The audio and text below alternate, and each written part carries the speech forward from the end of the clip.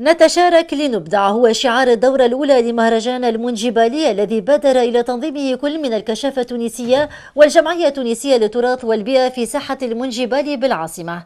المهرجان يأتي إحياء لذكرى مؤسس الحركة الكشفية منجبالي، وتضمن برنامجه حملة نظافة للساحة وتهيئة لتمثال المنجبالي إلى جانب فقرات موسيقية وفنية متنوعة. التظاهرة ذي نظمناها احنا الكشافة التونسية مع جمعية التراث، حماية التراث والبيئة.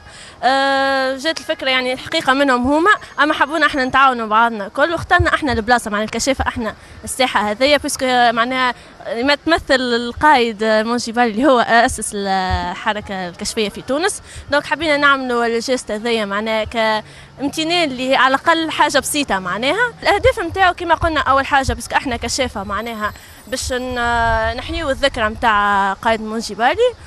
ثاني حاجة إن باش نوعيو العباد يعني بنظافة البلاد، على الأقل اخترنا البلاصة هذيا منها صغيرة ومنها معناها باسكو في السونتر معناها باش نلقاو فيها برشا عباد باش يشوفونا هكا نعملوا في جيست ننظفوا في البلاصة، نوعيوهم على الأقل بجيست صغير إنهم ما يسالش معناها احنا بدينا أنتم تكملوا يعني في النظافة نتاعنا. والهدف الكبير هو إنه بطبيعة بلادنا تونس يعني باش تقع إن شاء الله ديما نظيفة وتنورنا الكل.